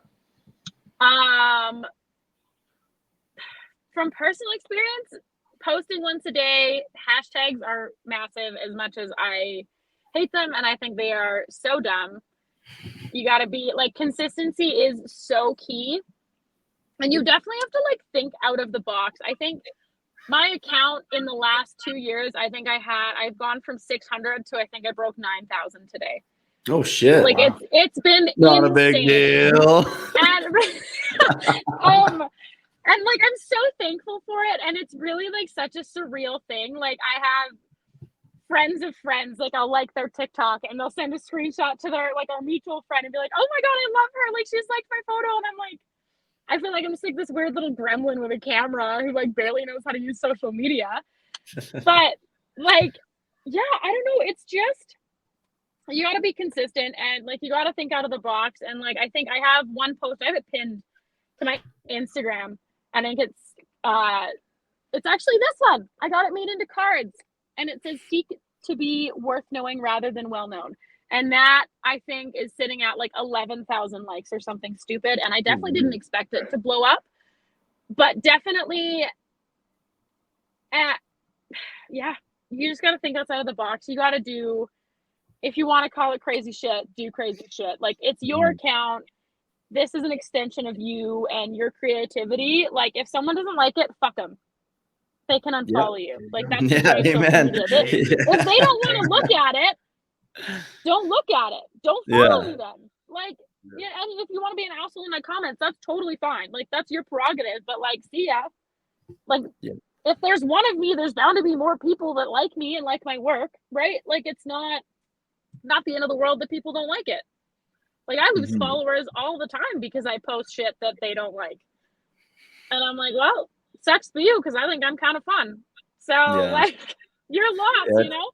Yeah, it's kind of ridiculous what some people like to comment online, right? Yeah, and especially that's one thing I definitely have to be careful with being like a Western photographer, and I do my best to just not post like what I quote gory, like any blood or anything, because I feel like this way of life already struggles enough to have Does this hurt the people. animal? Yeah. Yeah, right? Right? How And do you then deal with those you people? like, then you gotta roll in, okay, this is herd management, this and this and this and this. Like you can't, not everything can be rainbows and butterflies, because at some point everything's gonna be fucking inbred and you're gonna have calves walking around with 3 legs because you don't know what you're doing. You're not culling anything, you're not castrating anything, you're not like nothing. You're doing nothing just because you want them to be happy and pain free. Well, tough shit. That's not how it works. I'm sorry. And there is like an ugly downside to this way of life, but like it also needs to happen. Like we can't always just like let natural selection take the reins, unfortunately. And like I try my best to, it's a fine line you have to ride of like being careful what you post. And like every once in a while, like I've posted some like afterbirth and stuff like that, and like it's gotten flagged and it's got taken down, and I'm like this is like the beautiful part of this way of life. Like this is fucking new life, man. Like this is amazing. And like it gets taken down or people take offense to it. I'm like, you know what, like I think I chalk it up as just like a lack of education, which is okay. How's that any different than definitely somebody posting a picture of their slimy newborn baby? your little alien, shriveled up little alien. Like, yeah, it's the same thing. Like, yeah, definitely like consistency is key. And like, you can't be posting what you think people want to see. Otherwise, like, they're following you for the wrong reasons. But yeah. My thing is we live on a floating rock and there's no rule book. So fuck it. You do what you want. Yeah. Well, actually, I thought I heard the world is flat, actually. So. Yeah. What's your, yeah. You never know. What's your opinion on it? You think the world's flat? We're pro. Do I think the world's flat? Are we dumb or stupid? Oh yeah. Yeah. You think the world's flat? Yeah. Definitely. I remember when it was our first year of college. We played on the volleyball team. So we went to Rough Stock one night at the college, and a bunch of the volleyball other volleyball athletes came from both the men and the women's team. And there was this one chick, her name was Jay, and she was city girl, you know, never seen dirt sort of deal, right? Yeah, like grew up in the city and all that. And they were doing the goat tying at this or maybe it was a rodeo. It wasn't Rough Stock, it was a rodeo. But anyways, like the goats were, you know, screaming as they normally do, even if they're just chilling. And like she started crying and stuff. I'm like, oh my goodness, what is going on? And you don't want to laugh because she's like, she's really worried. Oh, I was laughing. Like, this is you came to the wrong place if you're gonna be this sensitive, unfortunately. Yeah. Shouldn't have came to Olds College. Of all the places to go, yeah. Yeah, exactly. Yeah. I tried doing that once too, but like this was back when I was still living in the city, and I brought a chick to a rodeo that was also a pure city chick, and the calf roping happened, This one guy, he fucking roped his calf real good, but he got the full length of his rope, so you just saw the calf just fucking slam. It was a good ass rope. Like, he did a good job, but I just looked over her and her whole face just like dropped. And I was like, it's fine. Yeah. It's fine. This is fine. It's okay. Yeah. That day didn't end up very good. I just kind of brought her home after that. So Yeah, I take it. Yeah, second day was probably a no-go. yeah, I know. Yeah, no, she probably went straight to therapy after that. Yeah. Didn't even. Yeah. There wasn't a second date involved. She definitely told her therapist about you. Yeah. So how did you get into Stampede? Yeah. And what are you shooting at Stampede? Are you doing like the rodeo? Because I know you say you're doing the cow horse stuff. So you're doing the cow horse event and the cutting event. Like, what are you doing there? So basically, like for rodeo, I'm pretty sure you have to be carded to do that. And that's just like a whole other line of politics that I just don't want to get into. I don't love rodeo that much to be carded and like all that kind of stuff. Carded. What do you mean carded? I think it's PCRA. You have to be carded. So like you have to, that's your ticket to be in the dirt. Yeah, so you can shoot it. Yeah, so then like not just anyone can show up in an arena. Oh, since you're physically in the dirt, you need a PCRA card. Oh, okay, that makes sense. That makes sense. Yeah, a little bit. Not really. Yeah. And like as far as I know, that's kind of how it works. So like Kobe Moore, and I'm pretty sure like he has like the contract for Stampede because his work is fucking unreal. But yeah, so I'm shooting a lot of like the ag stuff. So I get to walk around and I get to do pretty much everything. I think it's like the Agrium Center, everything there. I get a full media pass. So like I can go up like front row for concerts and get shots like that. Like I kind of get access to everywhere but like the arena dirt, which is so cool. So I'm really excited about that. But yeah, I actually had a guy I met through Instagram. His name's Jason McKay. He's One World Drone. You guys have probably seen his work. He does a lot of video. And yeah, I think we've followed each other for a little while, and I kind of like we almost crossed paths at Ski Door in Banff this past year. And yeah, we've just been kind of following each other's work, and he messaged me a few months ago and was like, hey, like I got asked if I had anyone in mind to shoot Stampede, and like you were one I thought of, and I was like, fuck yeah, like sign me up, take my money, whatever you need to do. So yeah, like that'll be really fun. That's just kind of how that happened. Like just happened very naturally, but I'm really excited to get to experience that.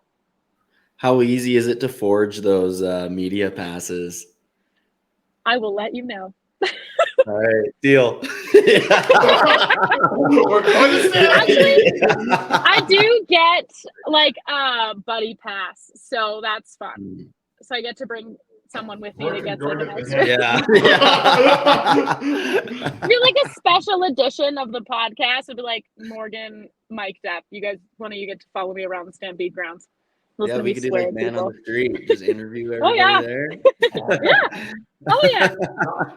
Not gonna lie, we do have the mini mics, like the mini ones you stick, and we have had the intention of doing one of those types of things, but we just haven't got around to it yet. So, yeah. Hey, I'm dead serious. I would 100% let you guys come with me, and we can fuck around, and you can interview people. Oh yeah, just send us the pass, and we'll just print them out and see if they let us.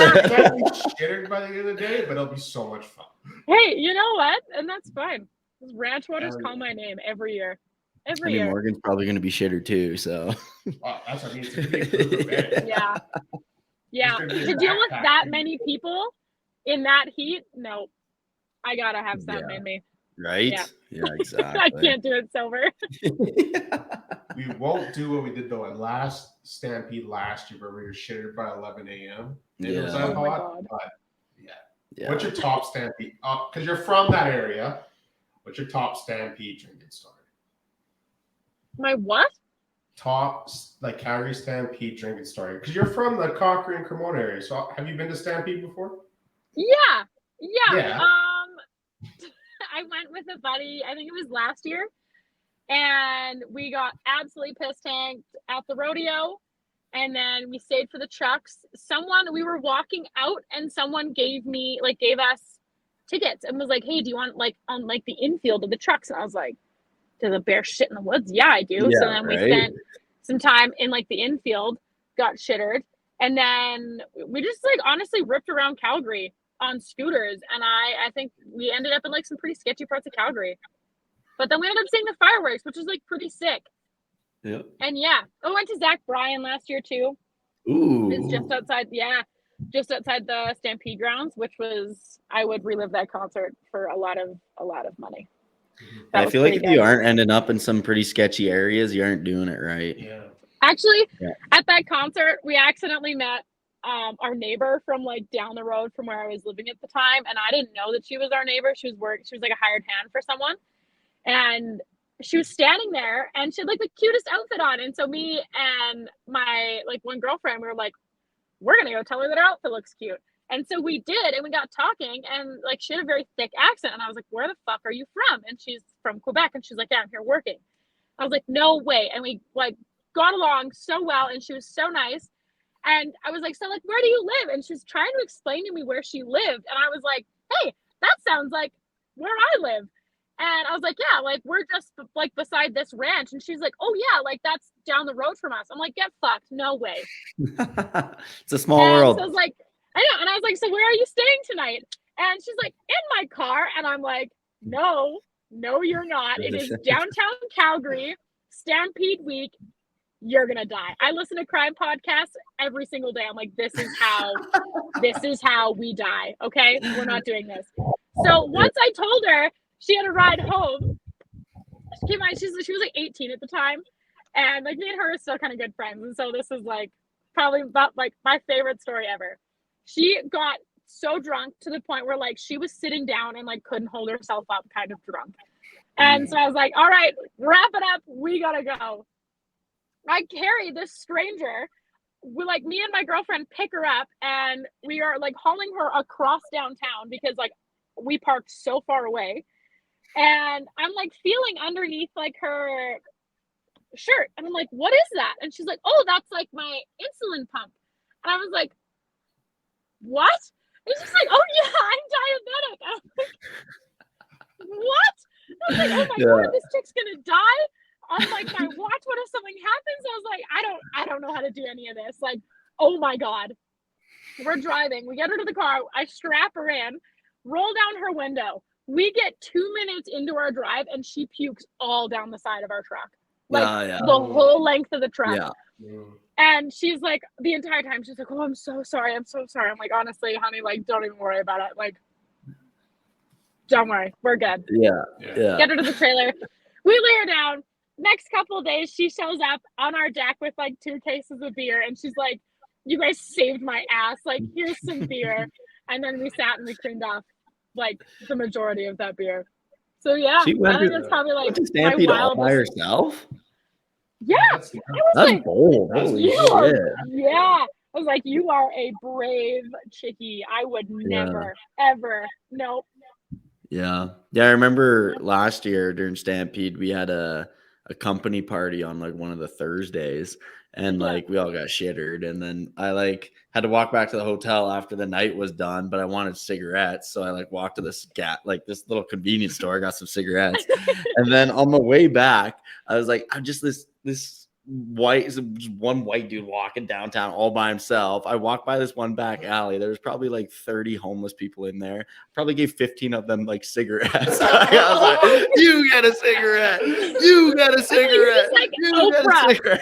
Yeah, I was just making it rain. Yeah, they love me. They probably still talk about you.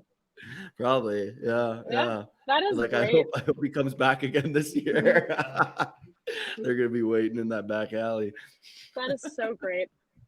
So we've said this on the podcast before. We don't condone drinking and driving, but is driving a scooter and drinking classified as drinking? I think you can get a DUI from it. Yeah, I think you can. You can get a DUI from getting like drunk and like riding a bike. Really? Yeah. Yeah. Yeah. I mean, I've done it and it's fun. Yeah. Well, Just don't it's get fun. caught, I'd I like to guess. be I don't know. Would Totally you illegal if recommend you doing get it? caught. Oh, 100%. Oh yeah. Man. Oh yeah. Yeah. Those What are you things talking rip. about? Yeah. So drinking and driving is only okay if you're driving a scooter. Or if you're in the golf course.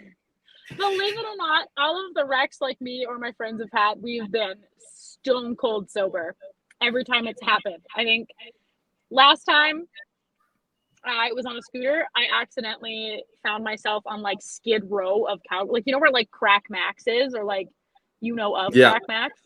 We were outside of Crack Max, and it was like me and my girlfriend. These two little like blonde white girls are like, "Hey," on our Yeah. scooters, and like this girl walks past us, and like a crack pipe is holding her hair in, and my friend like looks over at me, and I'm like, oh fuck, we gotta get out of here, because I couldn't remember where we parked. And so we're like ripping around downtown trying to find where we parked. We're coming up on this building with like big cement pillars, and I don't know what came over her. She lost her balance, ran beside her scooter, and like forehead first into the cement pillar. Yeah.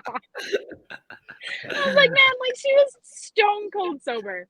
So, and I've always just had more fun drinking or inebriated of some sort on the scooters. So I recommend it. Yeah. Just don't Yeah, it get just caught. amplifies everything. Yeah. Oh, yeah. Amplifies the fun. All right, back on track. We got a couple more formal type questions here. So, what's your number one piece of advice for someone that wants to get into the photography business? Find someone that you can like mentor under, or like just be a sponge of for information. Like whether you think it'll pertain to you or not, if someone wants to offer advice, take it. Ask questions. If you want to be annoying, be annoying. I get so many DMs in a week of people asking questions, or like they're like, yeah, hey, I've been waiting a really long time. And I'm like, just ask. The worst case, someone is gonna say no, or they're not gonna help you. And then at that point, that's probably not someone you want to learn from or like look up to anyway, if they're not willing to help you. Like you just always be willing to learn and always be very coachable. Take your camera everywhere. Like I used to do like photo challenges where it was a whole month of challenges to really just like push me out of like my creative comfort zone. Or like I did a lot of free work until I was comfortable like charging people for it. So like just go out and like second shoot for someone, or like literally anything. If you want to do it, just find a way to do it. Ask questions. I think that's the best way to learn. Mm-hmm. Gotcha. Yeah. No, that's good Awesome. advice. Good. And Yeah. I guess, is there I wouldn't really know this, to be honest. So I guess it's a good question. Yeah, good question. Do you like how many people how many other fellow photographers are in like that same niche as you? Because obviously there's, people who just do generic weddings, dime a dozen, right?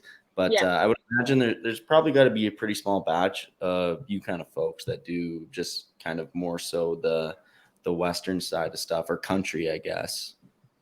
Yeah, I feel like it's also a very flooded market, and it kind of comes down to, I think, like what you're willing to offer your client, and like how the experience is, and how your editing is, and like if your vibes jive or they don't. Big vibes, eh? It's all about the vibes. Huge vibes, gal. Yeah. Yeah, no, it's a flooded market, but and not to say like the good ones are few and far in between, because I know lots of like amazing photographers, but there are also things that definitely set us apart. And like that's kind of either the clients like the way they edit, or like what packages they offer, if they offer any, like stuff like that. So yeah, I think like I've definitely me and two other photographers are actually doing a workshop at the end of August in Drumheller, and we've definitely started to create like a little photography community, because it is also a very cutthroat industry. We've all definitely been kind of screwed over by some other photographers. Either they undercut our work, or they like snipe our clients, or like they just they copy people, whatever it is. Like it's just not stuff that sits very well with me, and it really like hinders business, which is just not very cool. So we're definitely like working hard to like find a community where it's like we can all shoot the same thing and have very different results. We can all support each other. We can all shoot this and like amazing subject, and you guys are all going to have so many different ways of editing or like whatever it is, which I think is like also, it's kind of a double-edged sword, but it's also, I think it's really cool and it's really beautiful to see. So yeah, I think it all kind of depends on like who you surround yourself with, to be honest with you. Mhm. Yeah, for sure. Awesome. Awesome. All right, last formal question. We got random ones here. What's the big goal with all this Western photography? Honestly, I feel like I'm already kind of at a point that I never thought I would be at. So I've definitely lately have had to like kind of rethink my goals and rethink like where I want this to even be in a year. Because like I didn't think like followers and like account like interaction and engagement alone, like I didn't think I'd be here for another 5 years.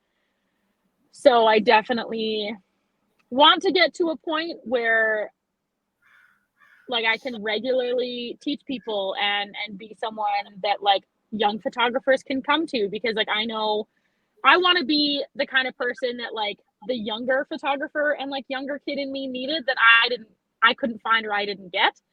And I really want to obviously like be busier than I am now and kind of like balance both my work schedules a bit, but like I want to be able to do this a little more full time and really like do the workshops and do all that kind of stuff and do like more hoodies and more swag and like my stickers and like all that kind of stuff. Like I definitely want to have like my own vibe and style of everything that I do and like be able to include people in that. So yeah. No, right on. Yeah. Right on. All right.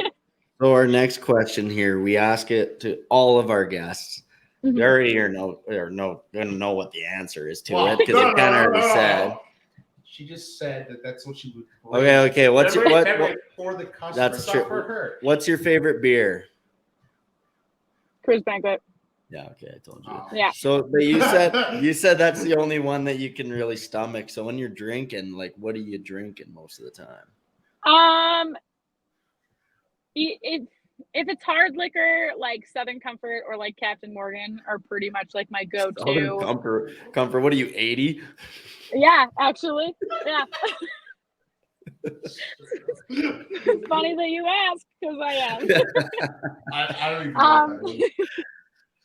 And or like ranch waters are kind of like they're pretty my tasty. clutch.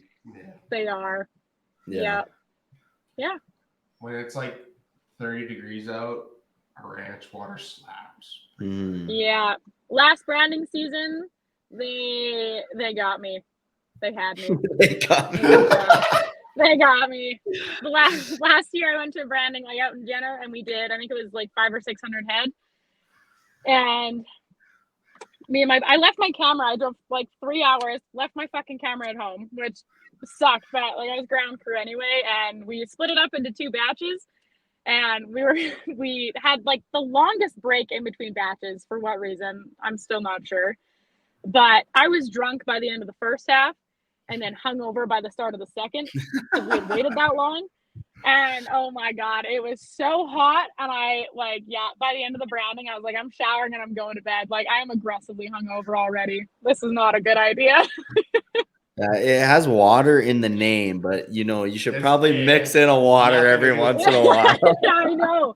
Well, they're going bad. Like we were like bringing in calves like nobody's business. I was like, well, like busy doing stuff. I didn't really feel how drunk I was till we sat still, and then I was like, fuck. It's too late now. Yeah. Oh, right on. All right. Last question here. Very last one. Stanley Cup playoffs are going on right now. We're in the finals. If you had a day with the cup, ask if she watches hockey. I don't. Matter. I'm sorry. Yeah. Whatever. It doesn't matter. I don't follow sports at all. At all. Well, if you know what the Stanley Cup is, oh my God, Devin. I mean, like, kind of. It's a valid question. She probably wouldn't know. Is she American? Wow. Jeez. You're holy fuck, Devin. Anyways, if you know the tradition, how everybody who wins the Stanley Cup, every member of the team gets a day with the cup. Okay, no, I didn't know that. That's interesting. Okay, so yeah, that's one of the things that they do with it. If you had a day with the cup, what would you do? I don't know. I know a lot of You know guys will what? just like fill it up with beers and just chug. I Like, got one. But it might be against cup rules that you might relate to. You bring it to a branding, and then whoever has the ball bucket, that's actually their oh, ball bucket. Would that be Yeah. like offensive? I don't know if that would be, but like it's your day with the dude, cup. you can do whatever the fuck you want when it's your. But I your feel day like with that would the cup. also be like a probably like pretty Canadian thing. Not that like brandings are strictly like Canadian, obviously, but like Mhm. I feel like that'd be pretty sick. Yep. That would be pretty cool. Like if you were just That some would. kid from Saskatchewan that made it to the big leagues and like your family ranches, like I would use it as a ball cup. I think that'd be sick. Yeah. Mhm. Like who else is gonna do that? Probably no one, actually. That's a good Yeah. point. The only problem is usually the finals aren't over until like the end of June. So usually you would have already had your branding by then. Good point. Yeah, Just delay the Yeah, branding that yeah, year. I Just push it back a little bit. Yeah, just If feed they're, cows a little bit yeah, longer, don't if push they're a them little, out. if Don't they're, push them out. yeah, if they're a little bigger, it don't matter. Just head and heel them. It's fine. Size doesn't matter. You're good. Exactly. You can make it work. Exactly. Awesome. All right. Well, thank you for coming on, Morgan. Actually, I think we might have fucked up. I think this entire time we've been going on, I don't think we've actually mentioned what your brand is. So do you want to shout out what your photography brand is? It is Ranahan Photo for I think pretty well everything. Yeah. Perfect. All right. Well, thanks Yeah. for coming on. Thanks for having Everybody me. listening, go give her a follow on Instagram. What other platforms are you on? Facebook and TikTok. Perfect. Perfect. Yeah. Awesome. All right. Well, thanks, Morgan. Of course. Have a good night, guys. And now is our interview with Morgan. Yeah. Thanks again for coming on, Morgan. We'll see you at Stampede. Well, hopefully. Yeah, you That'd be betcha. sick. Also, go follow her on social media, Instagram, TikTok, and Facebook. I'm pretty sure she said Rihanna photography. Good shit. Good shit. Awesome You bet. shit. And hopefully, maybe we can work with her in the future. Yeah. Maybe. You never know. You never know, folks. But you never know. Anyways, we're going to hop into a segment here that we haven't done for a slice. Yeah. We're going to do the wild and wacky world because, yeah, there's a lot of shit that's going on. We haven't been talking about it once, but our world is still fucked up. You bet. Yeah. Amen. Amen to that, brother. Without Anyways. talking politics, our world is fucked up. Yep. All right, I'll get started here. Mason, you'll like this one. Okay. Willie Nelson, country music legend, gets a new species of grasshopper named after him. No shit. That is so cool. Country music legend Willie Nelson has received an unusual honor. He had a just discovered species of grasshopper named after him. Where were these things discovered at? So scientists discovered a flightless insect in Texas, where he was born and raised. How the hell are they just finding these things now? Well, scientists here in this article say that the central region of Texas is known as a hotspot for biological wonders.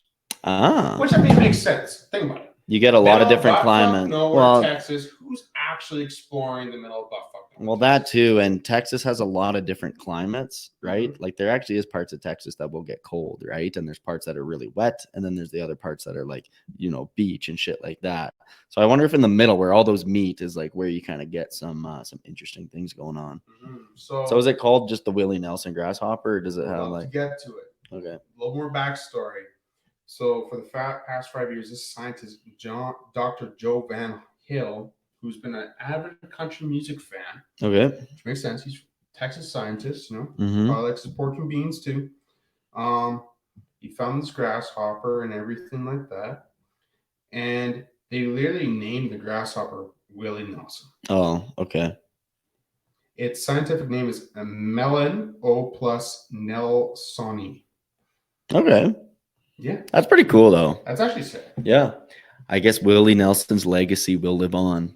If it doesn't live on through his music, it will through his insect impact on the ecosystem of Texas. Unless he's in grasshoppers eat all the crops, then that's not good at legend. Yeah. This could be actually a negative thing for him.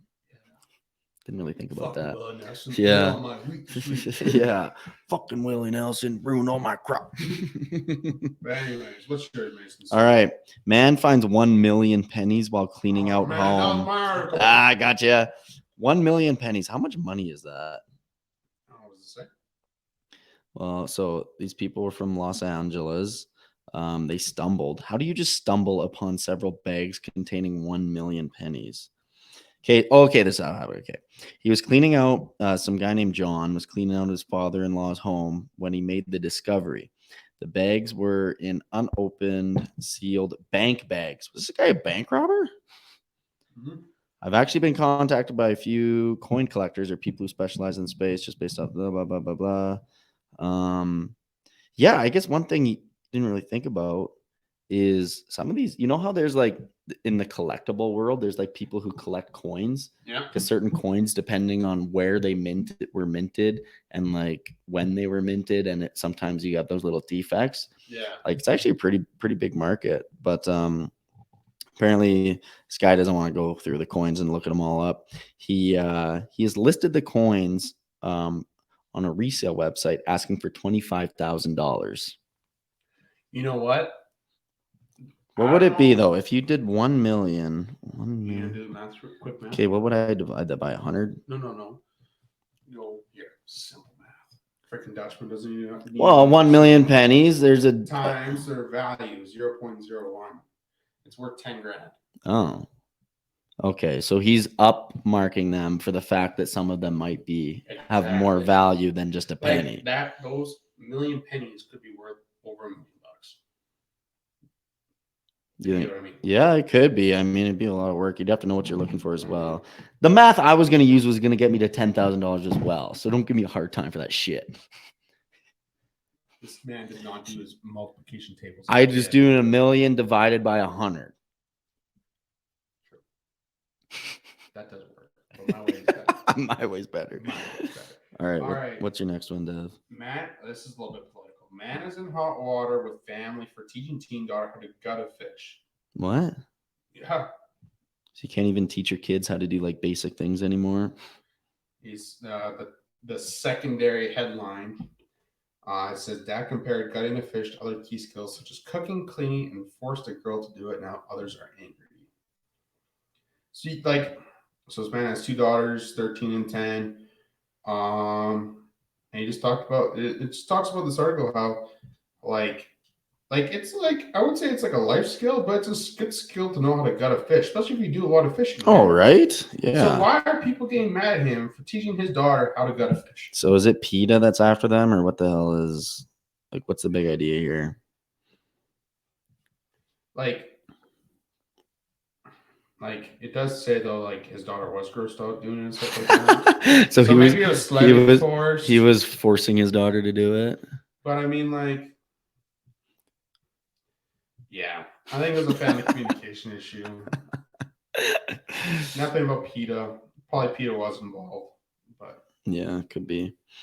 All right, I got one more here, Dev. Okay, book returned to Washington Library after 81 years. Oh, what do you think the late due rent is? Well, they probably were just like, they just thought it was probably funny at that point. But here, let me see. 81 years overdue. Mm-hmm. It was a copy of The Bounty Trilogy. Don't know what that is. And it has been due since March 30th, 1942. So this was during World War II. What? That was when it's been due since then. The person who returned the book explained it had been recently found in a family storage unit. And oh, here we go. The book has accrued a fee of $484 in late fees. Okay, but listen, under the 1942 rate of 2 cents per day, excluding Sundays and holidays. However, the library did away with late fees during the COVID-19 pandemic. So they're still going to charge these people. That is a load of shit. Yeah, I think that's more of like a historic artifact. Yeah, you're just like how many books are actually still around from that time? Probably a lot. Yeah, fair. but I mean, like, still, that's just something I think you gotta laugh off. Be like, bro, why'd you even bring it back at this point? Right? Well, Like, that like it's obviously from like a late family member, so it's like yeah, this wasn't even like your fault. They maybe died, forgot about it, Yeah. or got dementia. You know, like some exactly. shit. Like that person should have to pay for it. Yeah, Shouldn't be your responsibility. they Right? go dig up on their own savings. Right? I think so. Yeah. Yeah. Awesome. All right. Well, we're keeping this short and sweet because, like we said, we had a long interview. Good interview. Very good Mhm. interview. But yeah. Yeah. Anything else Anyways, you want to say, Mason? shout out to our presenting sponsor, JWT Hats. Go get a hat, folks. Mm-hmm. And then Go get some also- beef, Tall Timber Cattle Co. And go get a Wild Red Bar Double Diamond. Use code HICKS10 for some money off your purchase. That's right. Awesome. All right. Well, thanks for listening, folks. Have a good one.